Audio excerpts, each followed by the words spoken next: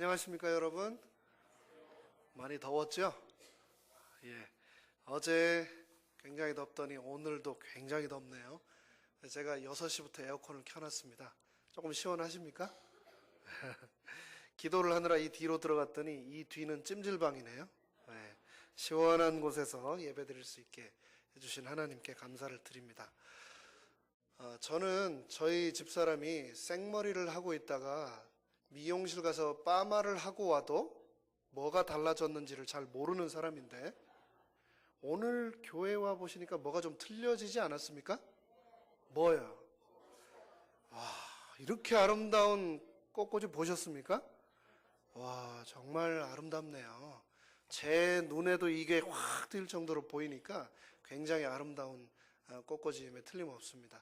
이렇게 가지고 계신 재능으로 우리 모두를 기쁘게 해주시고 또 하나님께 영광 돌려주신 우리 사모님 감사드립니다. 네. 그리고 또 저희 나성중앙교회 큰 특권 중에 하나는 예배를 드리되 정말 아름다운 찬양으로 저희가 예배를 드릴 수 있는 것이라 생각을 합니다. 찬미를 드리면서 우리의 마음이 열리고 또 이 아름다운 찬양을 통해서 하나님께 우리가 감사의 제단을 이미 쌓았습니다. 우리의 마음이 이 시간 저 하늘로 상달되기를 간절히 바랍니다. 오늘은 The Oaks라고 하는 곳에서 2박 3일간 집사 수양회가 열리는 첫날입니다. 최병수 집사님께서 오늘 오후 한 12시 반쯤에 교회에서 출발하셨습니다. 많은 짐을 싣고 출발하셨고 그 이후로 계속해서 여러분들이 교회를 거쳐서 짐을 싣고 출발을 해 가셨고 지금 아마 한 주의 업무를 다 마치고 출발해서 가고 있는 분들도 계실 겁니다. 저는 다 가시고 오늘 얼마 안 계실 줄 알았는데 생각보다 많이 계십니다. 예, 아마도 내일 안식일까지 마치시고 또 출발하는 분들이 계시리라 생각합니다. 계속해서 진행되게 될 이 집사 수양회를 위해서 간절한 기도를 부탁드리겠습니다. 네, 오늘 드릴 제 말씀의 제목은 원수를 위한 기도입니다. 뭐라고요? 원수를 위한 기도. 네. 제 설교는 이 제목을 잘 기억하시면 됩니다. 이스라엘 백성들이 430년간 노예 생활을 마치고 홍해를 건너 시내 광야에 이르렀습니다. 그리고 당장 눈앞에 있는 약속의 땅 가나안으로 들어갈 줄 알았는데 하나님께서는 그 시내 광야에서 얼마 동안요? 1년이라는 시간 동안 이 이스라엘 백성들을 준비시키셨습니다. 그들에게 하나님의 법도 주시고 그분의 임재의 상징인 성소도 주시고 그리고 모든 만반의 준비를 다 갖추신 다음에 마지막으로 백성 한 명 한 명을 계수하시면서 call the roll call, 한 명 한 명씩 점호를 하시고 군사를 한 명 한 명 다 확인하시고 드디어 진군을 하신 겁니다. 어디로요? 가데스 바네아 광야를 거쳐서 모압 평지 넘어 가나안 땅으로 말입니다. 그런데 하나님의 말씀인 법궤가 그들 가운데 있고 또 하나님의 임재의 상징인 성소도 그들 가운데 지어졌고 그 성소의 모든 기물들이 준비된 레위 지파에 의해서 다 어깨에 메어져서 구름 기둥과 함께 출발을 했는데도 불구하고 그 누구를 만나도 무섭지 않을 것 같던 그 행렬이 출발되자마자 그 행군이 시작하자마자 백성들의 입에서는 나온 말들이 어떤 말이었냐면은 하나님께 감사 돌리고 영광 돌리는 말이 아닌 원망하는 말들이 터져 나오기 시작했습니다. 제2년 2월 20일 구름이 떠올라서 행군을 시작하였는데 그들의 입에서는 그 행군이 시작함과 동시에 벌써 불평이 터져 나오기 시작했습니다. 민수기 11장 1절에 보면 이렇게 말씀하고 있습니다. 여호와께서 들으시기에 백성이 악한 말로 원망하매 여호와께서 들으시고 진노하사 여호와의 불을 그들 중에 붙여서 진영 끝을 사르게 하시고. 이게 도대체 어떻게 된 일입니까? 1년이 넘도록 시내 광야에서 이 행군을 위해서 준비를 해왔는데, 그래서 이제 막 출발을 했는데 시작부터 이게 웬일입니까? 왜 이런 일들이 생겨날까요? 민수기 10장 33절에 보면 이때는 시내산에서 출발하여 가데스 바네아를 향하여 간지 약 3일이 되었을 때라는 것을 우리가 알 수 있는데, 출발해서 간지 며칠 만에요? 3일 만에 벌써 입에서 뭐가 나오는 겁니까? 불평이 터져 나오는 겁니다. 보면은 이 뭐든지 3일이 고비인 것 같아요. 3일. 다이어트 해보셨습니까? 뭐 별로 필요들이 없어 보이시니까 저는 자주 해봤는데, 언제가 고민인가? 3일째가 고민입니다. 양반도 3일 굶기면 뭐를 넘는다고 하지 않습니까? 담을 넘는다고 했어요. 공부도 우리 바구리 학생 방학을 했죠. 내일 모레 개학을 하는데 다시 공부를 시작하면 며칠이 고민입니까? 3일. 한 3일은 앉아 있어야 이 엉덩이도 길이 드는 겁니다. 운동을 해도 3일. 그런데 이 이스라엘 백성들이 시내산에서 출발해서 가데스 바네아를 향하여 가고 있는데, 좀 진드간이 참고 열심히 가야 되는데, 떠난 지 한 3일 되니까 그 입에서 뭐가 터져 나온다고요? 불평이 터져 나오는 겁니다. 그 200만의 백성들이 시내 광야에 머물면서 약 1년 지내는 동안에는 큰 어려움이 없었습니다. 모든 것이 다 정리되었습니다. 필요한 것이 다 채워졌습니다. 나름대로 집은 아니었지만 그 광야에서 세틀다운 했던 거죠. 짐을 지고 피곤하게 걷지 않아도 되었습니다. 모든 삶이 안정적으로 보였습니다. 그런 상황에서 이들은 하나님께 아멘, 또 감사하며 내려주신 만나 먹으면서 그 구름 기둥과 불 기둥 아래서 안락하게 지내면서 앞으로 그 어떤 어려움이 다가올지라도 다 이겨낼 수 있을 것처럼 그들은 생각을 했습니다. 그런데 막상 짐을 싸서 사막길을 터벅터벅 광야에 발을 내딛고 보니 보통 힘든 게 아닙니다. 현실과 생각은 너무도 달랐습니다. 길은 척박했고 여정은 너무나 고됐습니다. 이스라엘 백성들의 전공과 부전공을 우리 홍두표 목사님 뭐라고 하셨죠? 전공은 원망, 부전공은 불평. 이런 상황에서 이 이스라엘 백성들의 입에서 불평과 원망이 터져 나왔고, 그 소리가 결국 여호와의 귀에 들리게 되었습니다. 이 이스라엘 백성들의 모습을 보면서 여러분은 어떤 생각을 하십니까? 꼭 내 모습 같다라는 생각해 보지는 않으셨습니까? 우리가 먹고 사는 거 해결되고 급한 문제 해결되었을 때, 당장 큰 삶의 이슈가 없을 때 하나님 찬양하는 것 어렵지 않습니다. 누구나 할 수 있습니다. 교회에 와서 편안한 에어컨 밑에서 예배 드릴 때, 그 말씀 드릴 때 아멘 하는 것 어렵습니까? 어렵지 않습니다. 어떤 어려움이 와도 거뜬히 이겨낼 수 있을 것 같은 확신도 듭니다. 그런데 막상 생활에 큰 위기가 닥쳐오고 관계에 큰 도전이 밀려오면 상황은 변하게 됩니다. 굉장히 예민해지게 되죠. 작은 어려움에도 한숨이 끊이지 않고 신경이 예민해지고, 시간이 지날수록 불안한 마음 커지며, 그것이 결국은 하나님께 대한 원망으로까지 가는 것이 우리 인간입니다. 좋을 때는, 평안할 때는 모든 것이 채워질 때는 몰랐는데, 다 할 수 있을 것 같아 보였는데 현실과 이상의 괴리는 생각보다 너무나 이 이스라엘 백성들에게 컸던 겁니다. 가나안으로 가는 그 길이 금방이라도 갈 것 같았는데 3일 걸어보니 내가 언제 저 길을 다 갈 수 있을까라는 생각이 들었던 겁니다.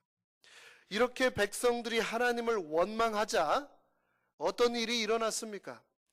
이렇게 백성들이 하나님을 원망하자 자비하고 또 은혜가 많으신 하나님께서 이 백성들을 어떻게 하셨습니까? 민수기 11장 1절에 하나님께서 원망하는 백성들에게 무자비한 심판을 내리십니다.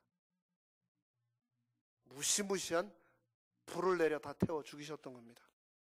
여호와의 불이 그들 중에 붙어서 진영 끝을 다 불태워 죽여버렸던 겁니다. 그 불은 어떤 불일까? 이 여호와의 불은 제단 위에 첫 희생 제물을 불태웠던 그 불일 것입니다. 그 불은 하늘에서 제물을 태우기 위해 내려왔던 그 불과 같은 불일 것입니다. 레위기 9장 24절에 보면 불이 여호와 앞에서 나와 제단 위에 번제물과 기름을 사른지라. 불이 하늘에서 내려와서 번제물과 기름을 다 불태워 버렸는데 그 광경을 본 온 백성이 이를 보고 그 반응이 어땠냐면 소리 지르며 엎드렸더라. 하늘에서 불이 내렸을 때 백성들이 어떻게 했다고요? 놀라서 소리를 지르고 어떻게 했다고요? 엎드렸다라고 얘기를 했습니다. 라이터 불이나 성냥불 같은 불이 이렇게 와서 사르르 붙은 게 아닙니다. 어떻게 불이 내렸을까요? 얼마나 불이 크고 요란하고 무섭게 엄청나게 내렸길래 사람들이 놀라서 소리 지르고 엎드렸을까요? 하늘에서 불 내리는 거 여러분 보신 적 있습니까?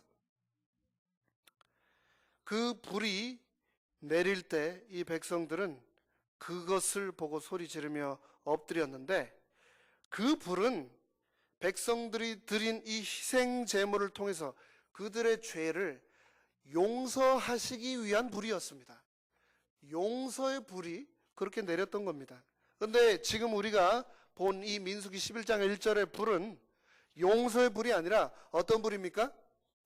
심판의 불입니다. 심판의 불. 마치 아론의 두 아들을 심판하셨던 것처럼 레위기 10장 1절과 2절에 보면 아론의 아들 나답과 아비후가 각기 향로를 가져다가 여호와께서 명령하시지 아니하신 다른 불을 담아 여호와 앞에 분향하였더니 불이 여호와 앞에서 나와 그들을 삼키매라고 했습니다. 불이 사람을 삼켜버렸다라고 했습니다. 불이 나와 그들을 삼키매 그들이 여호와 앞에서 죽은지라. 이 용서의 불이 아닌 이 심판의 불이 백성들이 시내 광야를 떠나 가데스 바네아로 출발하자마자 그들에게 내렸는데 이 하나님이 어떻게 자비로운 하나님이라고 우리가 생각할 수 있겠는가? 민수기를 우리는 하나님의 품성에 관하여 말하고 있는 책이라고 우리가 처음에 말씀을 드렸었는데 어찌 우리가 민수기 11장 1절의 기사를 읽고 어떻게 하나님이 자비하신 분이라고 우리가 말할 수 있을까? 퀘스천하지 않을 수 없습니다.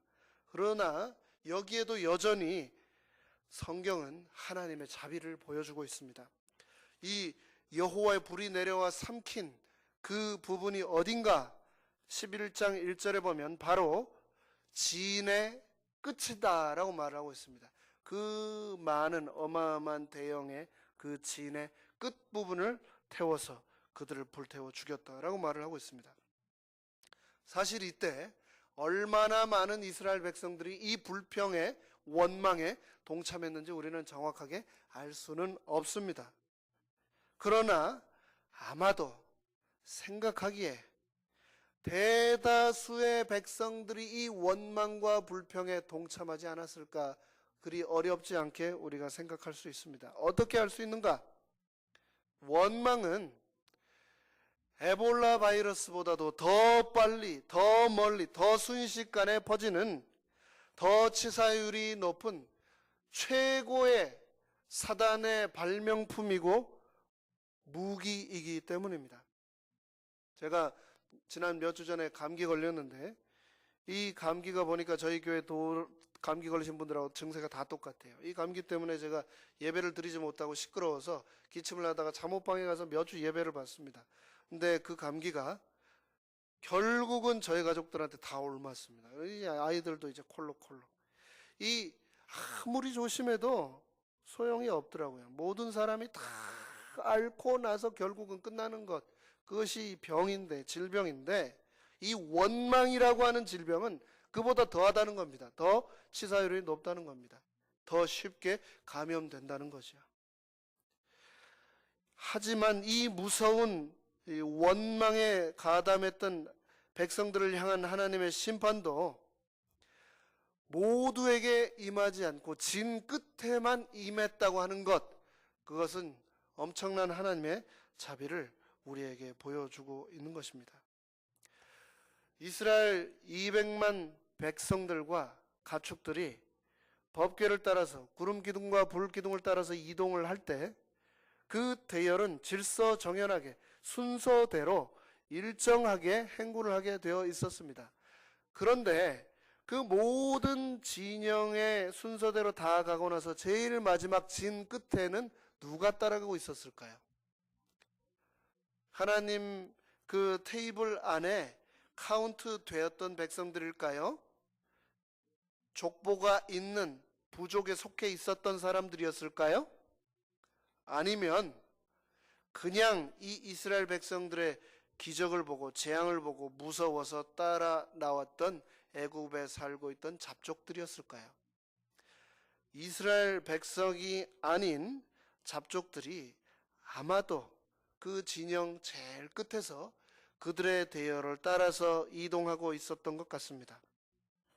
지파별로 계수가 다 끝나고 지파별 순서에 따라 질서정연하게 이동을 하고 장막을 쳤던 것으로 미루어 보아 행군의 끝자락에는 거기에 속하지 못했던 잡족들이 따랐을 것이라는 것을 우리가 그리 어렵지 않게 추측해 볼 수 있습니다.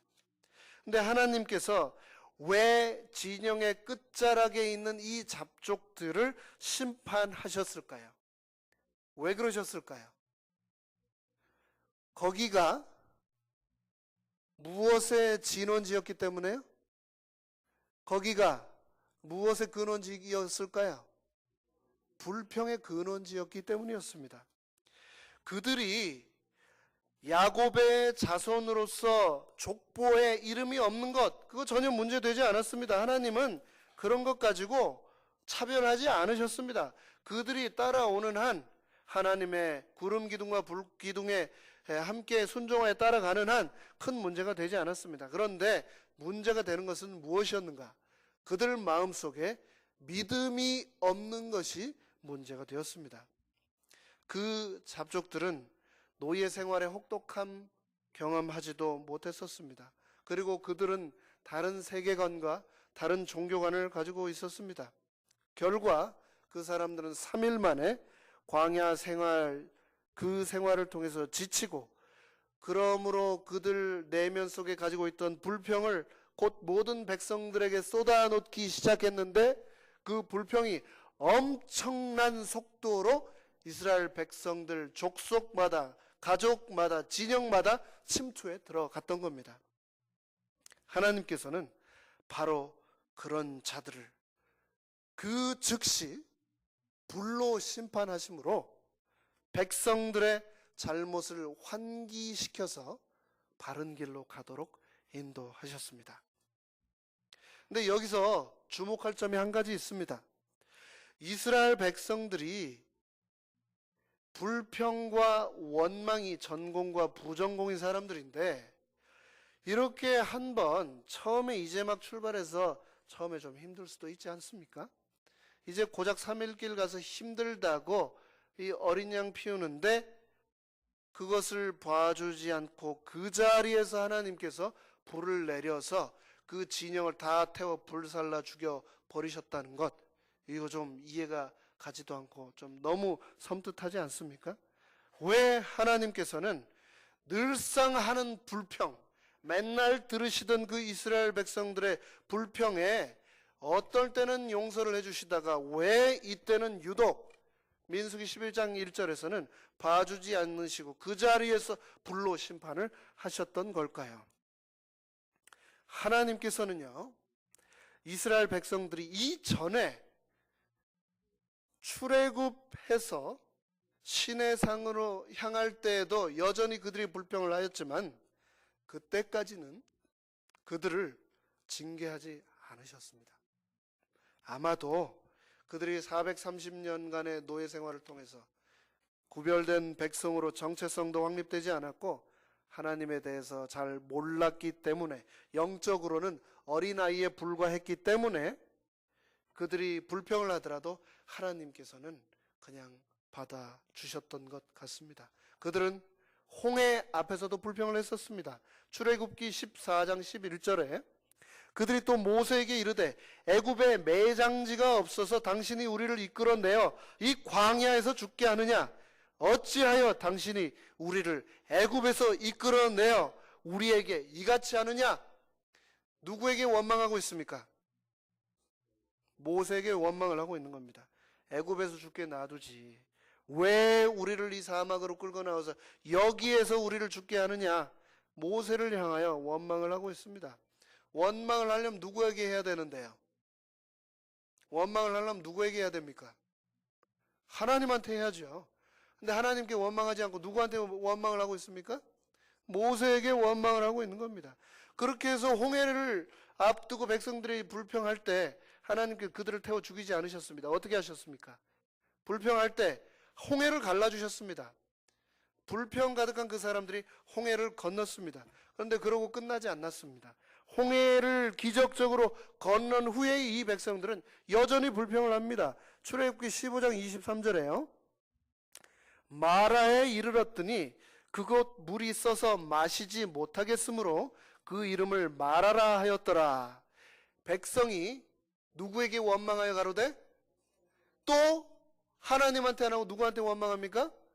모세에게 원망하여 이르되 우리가 무엇을 마실까 하매.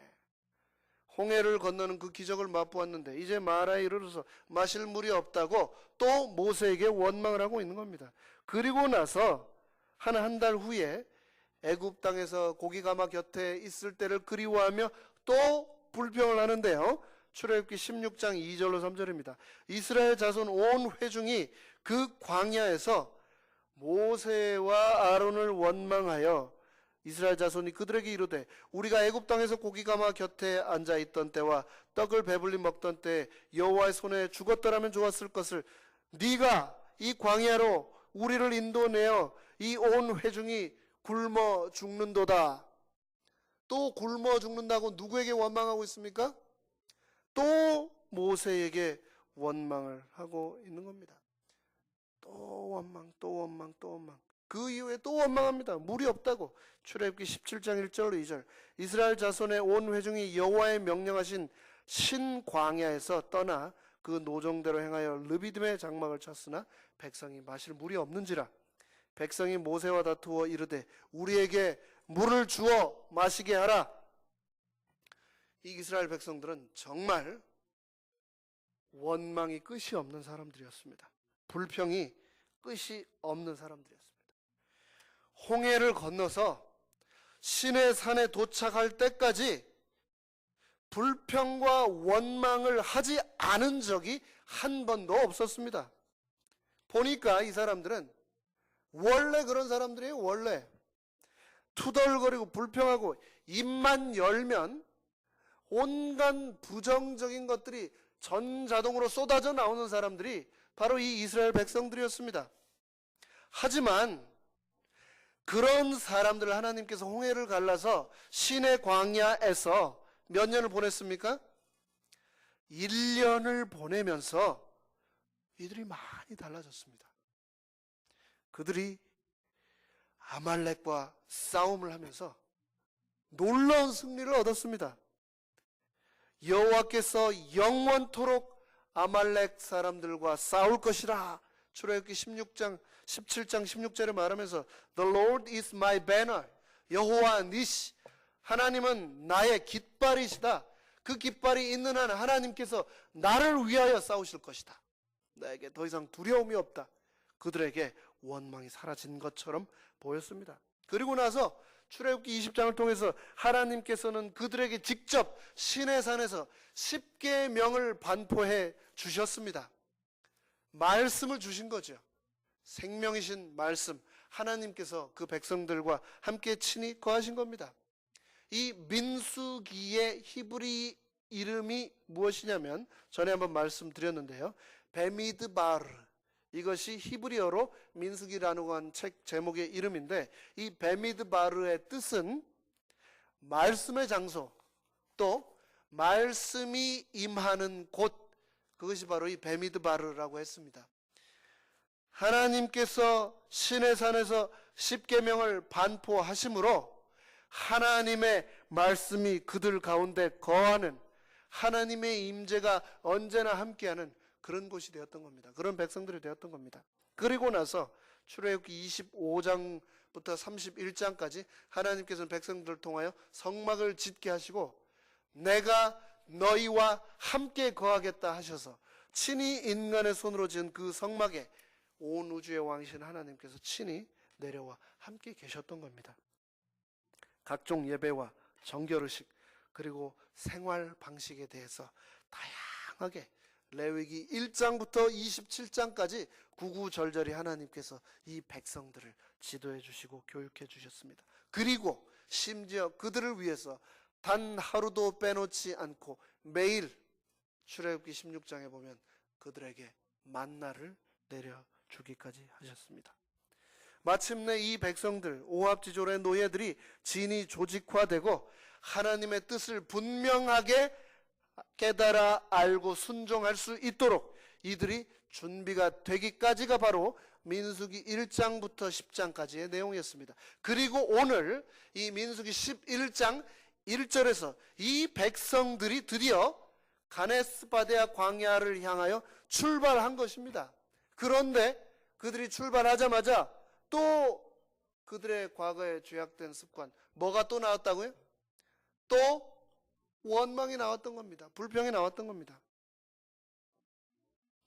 민수기 21장에 나오는 이 다베랴 사건은 바로 하나님의 특별한 섭리와 보살핌의 시간, 그 시내 광야에서의 1년이라고 하는 그 소중한 시간 직후에 일어났다는데 특별한 의미가 있습니다. 이스라엘 백성들은 더 이상 어린아이들이 아니었습니다.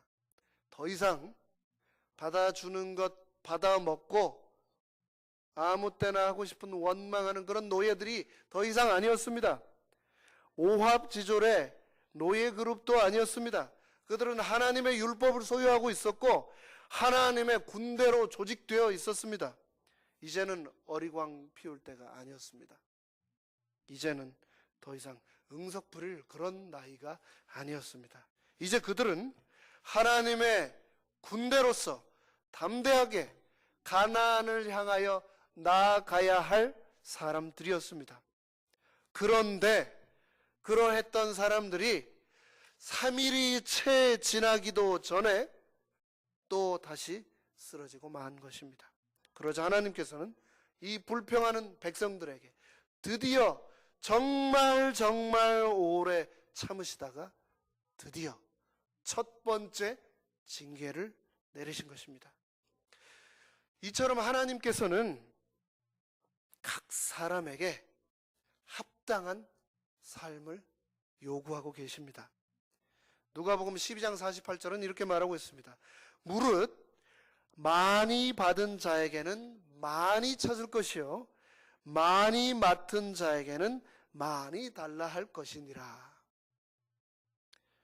그러므로 우리는 우리의 가진 바대로 내 자신이 받은 그 빚대로 우리는 충실하게 살아야 하겠습니다.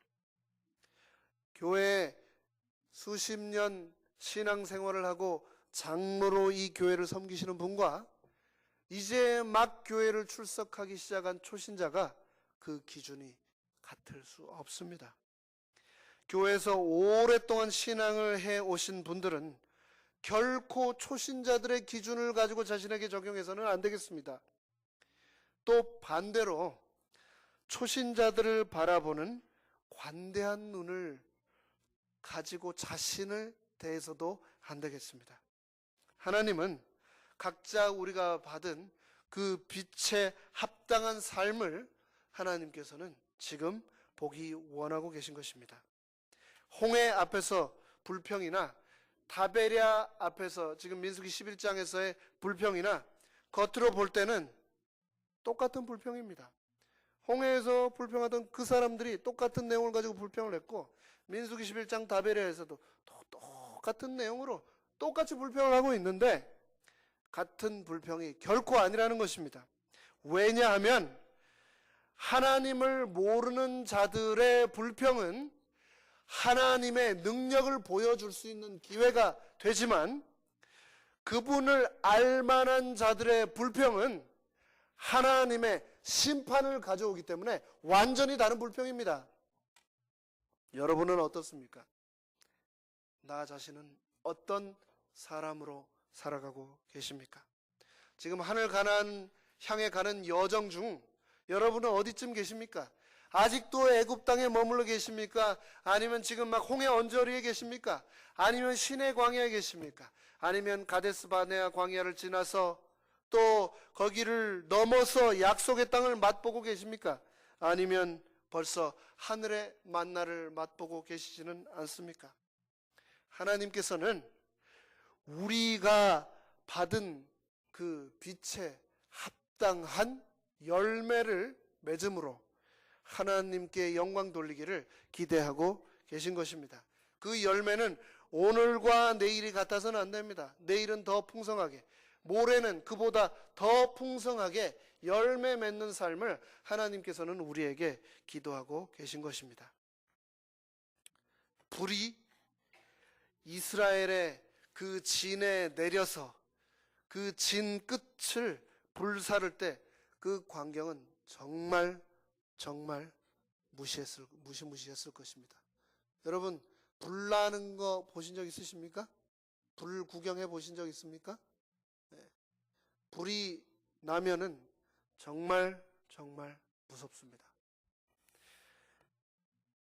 제가 대학을 다니고 제 동생이 군 복무를 마치고 집에서 잠깐 쉬는 동안 집에 있었는데 집에서 컴퓨터를 하고 있었다고 그래요. 이제 막 컴퓨터를 사가지고. 근데 저희 어머니는 저희 집이 교회 바로 아래였는데 교회 목사님 손님이 한 분 오셨대요. 그래서 아마 땅콩을 전자레인지에 이렇게 데우고 계셨던 것 같아요. 근데 저희 어머니는 그냥 한 번 가지고 잘 안 되는 분이에요. 그냥 데워도 그냥 아주 그냥 바삭바삭하게. 돌린 걸 또 돌리고 또 돌리고 했다가 나중에 합선이 돼가지고 집에 불이 났습니다. 근데 그 불이 났는데 제 동생이 보기에 좀 느리지 않습니까? 그런데 나름 좀 중요하다고 생각되는 걸 얼른 하나 잡아가지고 집 밖으로 나갔다고 그래요. 그때 용산에서 막 새로 나온 오디오 시스템을 하나 큰 거를 샀던 것 같아요. 근데 그거 하나 들고 나갔더니 벌써 집이 다 불타서 주저앉더랍니다. 불은 정말 무섭습니다. 순식간에 삼켜버립니다. 여러분, 비 올 때 천둥 번개 내리는 거 보신 적 있습니까? 여기는 비 별로 안 오죠. 또 비 올 때 천둥 번개 잘 안 내리죠. 미시간 같은 데는 비가 정말 많이 옵니다. 그렇죠? 비가 올 때 비만 옵니까? 천둥 번개 치면 정말 무섭습니다. 그래서 장난으로 짓궂은 친구들에게 야, 비 오는데 너 나가지 마라. 벼락 맞겠다 라고 얘기를 하는데 벼락이 치면 그 큰 나무도 한 번에 불타 쓰러지고 바위도 쪼개버립니다. 그 어마어마한 불의 위력을 여러분들은 잘 아실 겁니다. 그런데 하늘에서 하나님께서 불을 내리신 겁니다. 그래서 그 진영을 불태우셨습니다. 아비규환이 되었을 것입니다. 그들이 가지고 있던 모든 살림 가지들과 또 텐트와 그들이 키우고 있던 양들과 자신의 식솔들이 다 불에 타서 죽어갔던 겁니다. 하늘에서 이 불이 내려와 그들 중에 있는 진을 순식간에 삼켜버리는 것을 보고 그 누가 담담할 수 있었겠습니까? 그런데 여기 아주 재밌는 광경이 하나 나옵니다. 불이 나서 아비규환이 되어서 사람들이 죽어가고 옷에 불이 붙어가지고 막 뒹굴고 난리가 나고 있는데 그 순간 이 백성들이 살려달라고 누구에게 소리를 쳤을까요? 하나님 살려주세요. 그랬을까요? 이 이스라엘 백성들이, 이 놀란 백성들이 민수기 11장 2절에 보면 백성이 누구에게 부르짖음으로? 모세에게 부르짖음으로. 모세가 누구에게 기도했다고요? 여호와께 기도하니 불이 꺼졌더라. 참 재미있지 않습니까? 맨날 원망하고 불평하고 아주 당신 때문에 못 살겠다고 그렇게 괴롭히던 사람들이 당장 목숨의 위험이 닥치자 누구에게 살려달라고 했다고요? 모세에게. 그러자 이 모세가 에라이 괘씸한 놈들 한번 뜨거운 맛 좀 봐라 하고 놔둬버렸을 수도 있는데 모세가 어떻게 했습니까? 백성들을 그렇게 살려달라고 원망을 하자, 애원을 하자 그 즉시 누구에게 기도를 합니까? 하나님께, 여호와께 기도를 드리는 겁니다. 그러자 즉시 하나님께서 그 불을 멈춰 주셨습니다. 이 백성들이 늘 하던 원망, 그것은 사실은 하나님이 받아야 될 원망이었습니다. 그러나 그 원망을 백성들은 하나님께 하지 않고 모세에게 했죠. 모세에게. 이게 어떻게 보면 참 당연한 원리입니다. 눈에 보이지 않는 하나님께 원망하는 것보다는 눈앞에 보이는 우리 지도자들, 우리의 가장들, 우리의 가족들, 우리의 친구들에게 원망하는 것이 훨씬 더 쉽고 어떻게 보면 당연한 일이기 때문입니다. 그 불평을 듣는 모세는 어땠을까요? 정말 힘들었을 겁니다. 왜 하나님은 나에게 이렇게 힘든 짐을 주셨습니까? 하나님을 또 원망했을 수도 있습니다. 그런데 참 재밌는 사실은 그런 불평으로 인해서 하나님의 심판을 받은 이 백성들은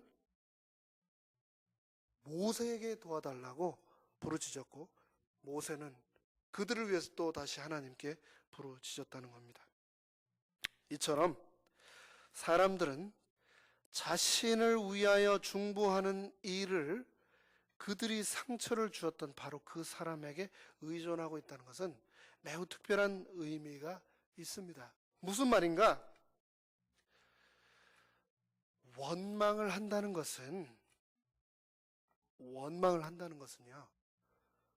미워한다는 의미가 아니라는 겁니다. 원망을 한다는 것은 그 반면에 믿고 의지한다는 의미도 있습니다. 애들이요, 옆집 아저씨한테 투정합니까? 누구한테 투정합니까? 아빠나 엄마한테 하죠. 옆집 아저씨한테 왜 원망을 안 합니까? 남이니까 원망하기 쉬울 텐데.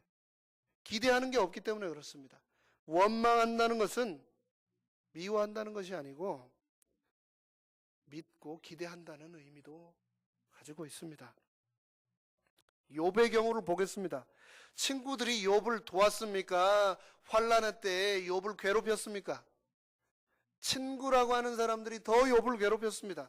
너무너무 욥을 괴롭히자 참다 하나님이 이놈들 혼 좀 내줘야 되겠다라고 그 친구들에게 하나님이 재앙을 내리려고 하자 욥이 하나님 제 친구들이에요. 그렇게 하지 말아주세요. 라고 하나님께 도리어 비는 내용이 나옵니다. 욥기 42장 7절에 내가 너와 너의 두 친구에게 노하노니 이는 너희가 나를 가리켜 말한 것이 내 종 욥의 말같이 정당하지 못함이니라.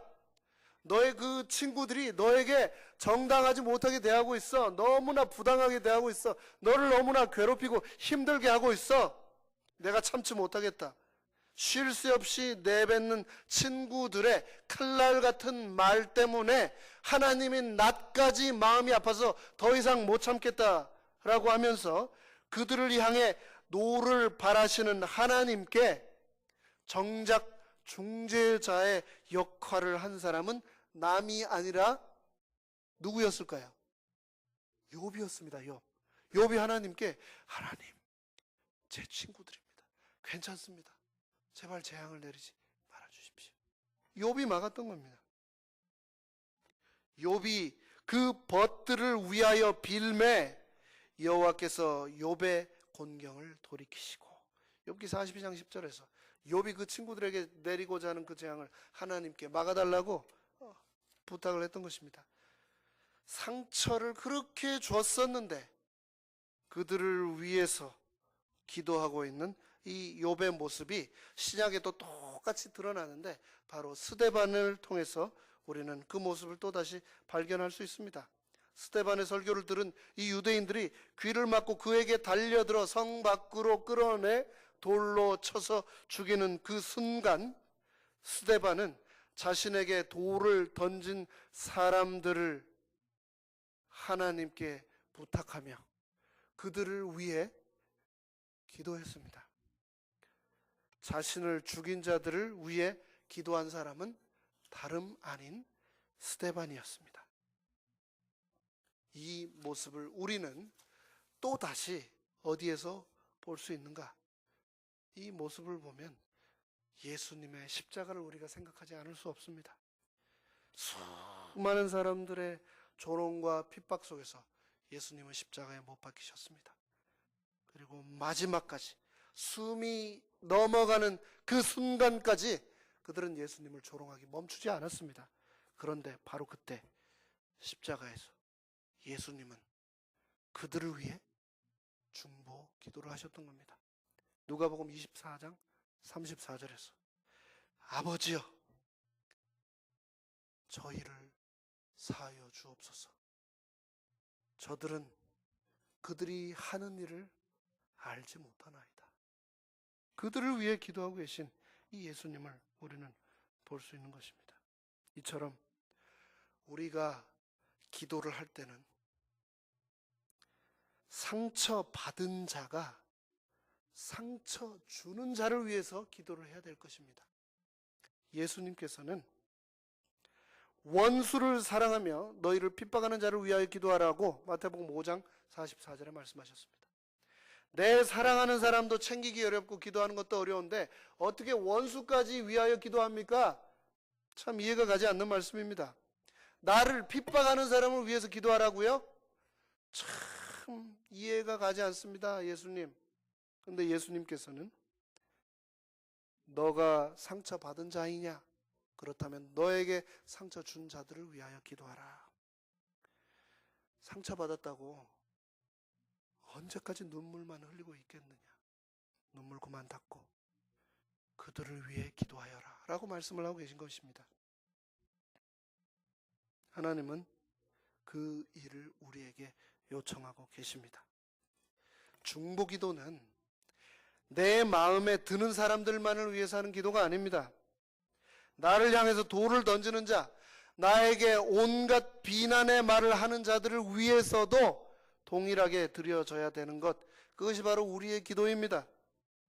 그래서 예수님께서는 마태복음 5장 44절에서 원수를 사랑하며 너희를 핍박하는 자들을 위하여 기도하라 라고 말씀하지 않았습니까? 이 말씀이 참 이해가 안 갔는데 제가 조금 이해할 수 있는 일을 또 저희 아이들을 통해서 겪었습니다. 제가 한국에 살았으면 큰아이 하나 놓고 말았을 텐데 이 미국에 와서 아이를 둘 더 놓고 걔네들을 보면서 제가 참 많이 배웁니다. 저희 둘째 5살짜리 수지와 3살짜리 셋째 수민이가 싸움을 할까요? 안 할까요? 싸움을 합니다. 싸움을 그냥 하는 정도가 아니고요. 뭐 이 TV에 나오는 킥복싱 선수들처럼 합니다. 머리 하나 더 큰 누나를 향해서 손이 올라가고, 그런 동생을요 정말 하나도 봐주지 않고 정말 화끈하고 뜨겁게 엄벌을 내리는 이 둘째 누나 둘 싸울 때 보면 정말 정신이 번쩍 나게 싸우는데, 저희 집에는 이 골프 운동 기구가 없습니다. 제가 이제 그걸 잘 할 줄을 모르니까요. 그런데 누가 손주들이 쓰다가 더 이상 쓰지 않는다면서 장난감 골프 세트 있죠? 그거를 주셨습니다. 그러니까 막대기 플라스틱으로 된 요만한 골프채가 있는 거죠. 근데 그걸 가지고 애들이 한두 번 하다 어려우니까 안 가지고 놀아요. 애들이 안 가지고 놀고 대신 제가 아주 잘 씁니다. 이 두 녀석이 싸울 때 엄마가 얘기해도 소용없기 때문에 제가 이 아이들을 혼낼 때 그걸 가지고 발바닥을 때려요. 내 보면 문제는 주로 이 셋째한테 있어요. 둘째 누나가 인형을 가지고 놀면 가만히 놔둬야 되는데 곰돌이 인형, 신데렐라 인형, 또 푸 인형 쭉 놓고 밥도 차려놓고 이렇게 쭉 소꿉장난을 하고 있으면 셋째가 막 달려와서 한 번에 후 뒤집어 엎는 겁니다. 그러면 여태 해놓은 그 정성이 한 번에 무너지니까 누나 가만히 있을까요? 바로 주먹이 날아가죠, 서로. 그러면 문제를 제공한 이 셋째를 제가 잡아다가 정말 불이 나도록 발바닥을 제가 그 골프채를 가지고 정신없이 때립니다. 눈물을 흘리고 소리를 지르고 살려달라고 해도 두들겨 팹니다. 그런데 포인트는 여기입니다. 그때 이 둘째가 어떻게 하는가? 아빠, 이 수민이 이놈 좀 죽도록 좀 두들겨 패주세요. 이 아주 못된 놈입니다. 라고 할까요? 얘가 뭐라고 하냐면 제가 이 셋째를 잡고 발바닥을 두들겨 패고 있으면 저와 그 아이 사이에 뛰어 들어와서 저를 안습니다. 못 때리게. 그러면서 아빠 나 때려도 돼. 내 인형 뺏어도 괜찮아요. 내 동생이니까 때리지 말아요. 우리 수민이 때리지 말아요 하면서 저를 안고 더 때리지 못하게 막는 겁니다. 수민이는 남이 아니에요. 수민이를 때리면 내 마음이 아파요. 그렇게 얘기를 하는 거죠. 그러면 제가 더 때릴 수 있을까요? 때릴 수가 없어요. 저 안겨버리는데 어떻게 때려요? 그러고 이제 끝나는 거죠. 때로는 고통이 있고 또 서운함과 원망이 있지만 결국 우리는 한 가족입니다. 우리는 한 형제, 한 자매, 하나님 안에서 한 가족 아닙니까? 우리는 그러기 때문에 서로를 위해서 기도해야 됩니다. 사랑과 증오는 백지장 한 장 차이라고 했습니다. 우리가 원수인질로 착각하고 살고 있지만 사실은 그들도 우리의 사랑이 필요한 나의 형제 자매임을 기억해야 되겠습니다. 이스라엘 백성들이 원망하였지만 불평하였지만 그들은 모세를 의지하였고 그를 섬기고 있었고 그것을 알고 있었던 모세는 자신의 백성들이 불타 죽어가자 그 즉시 하나님께 무릎 꿇어 불을 거두어 달라고 하나님께 애원했습니다. 그러한 애틋한 사랑이 저와 이 교회에 앉아 계신 우리 모두에게 충만히 임하게 되시기를 간절히 바라며 오늘의 설교 제목이 뭐라고요? 원수를 위한 기도. 원수처럼 보이지만 실상은 내 사랑이 필요한 나의 형제 자매를 위하여 열심히 기도하시는 저와 여러분 모두 되시기를 간절히 바라면서 말씀을 마치겠습니다. 감사합니다.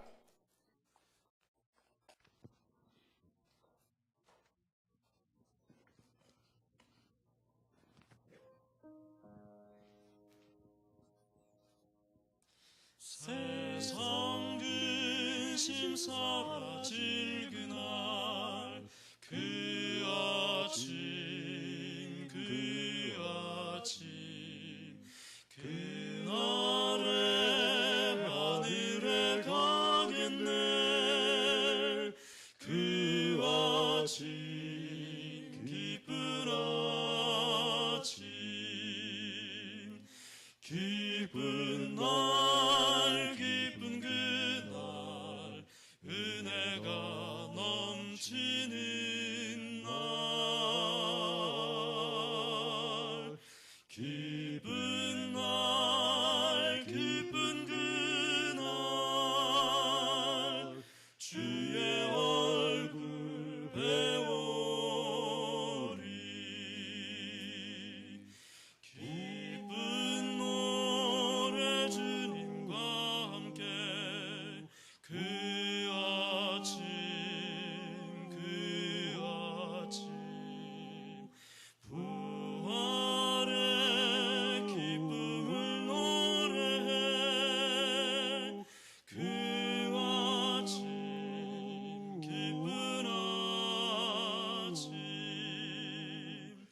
기쁜 날 기쁜 그날 은혜가 넘치는 날 기쁜 날 기쁜 그날 주의 얼굴 배우리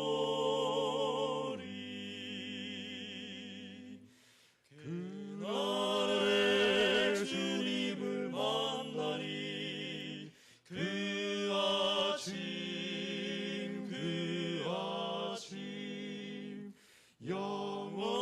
영원한 생명을 얻는 날 그 아침 기쁜 아침 기쁜 날